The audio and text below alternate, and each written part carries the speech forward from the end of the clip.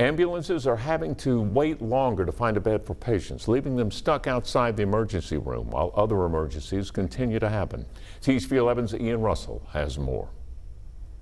Ambulance services like MEMS have a time they shoot for when they drop you off at the emergency room, right around 20 minutes. Because of the rise of COVID cases and the lack of ICU capacity, it might be more likely hours, not minutes, before you can get a hospital bed. Hold on 1 second while I take the ambulance, okay? As ICU capacity continues to get worse in Arkansas, just 14 beds statewide Wednesday, other problems just keep popping up. So we've got really double the number of patients in a way than what we've been dealing with recently. Dr. Sophie Morgan works in the emergency department at UAMS. ICU capacity at the hospital isn't great, but that's creating even worse issues, longer drop-off times for those needing a bed. So our goal would be when they arrive with a patient on a stretcher that we immediately have a nurse there to receive that patient, a space to care for that patient, and immediately getting them transferred over to our care. But now that's not a common thing to see. They're on the wall an hour and a half, 2 hours, 3 hours before they can get back in service. That happens daily. Ken Kelly works with the Arkansas Ambulance Association and runs his own ambulance company. The issues Dr. Morgan is seeing in Little Rock, he says, are statewide. This is just an ongoing disaster. It seems like there's no rest or recovery period.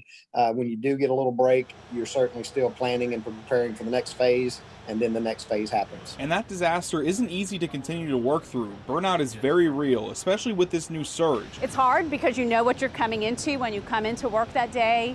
And frankly, we know we're not at the peak of this, so all of us are kind of tense knowing that it might even get worse. But even with that, both are optimistic. This is what they signed up for, and they're not going to stop now. They are there to be that frontline defense for health and public safety.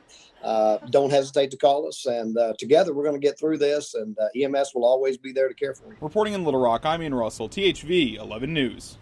Now, the spokesperson there says they're going to eventually reach a breaking point, besides that optimism. If they don't find other ways to help, vaccinations, masking can help avoid it.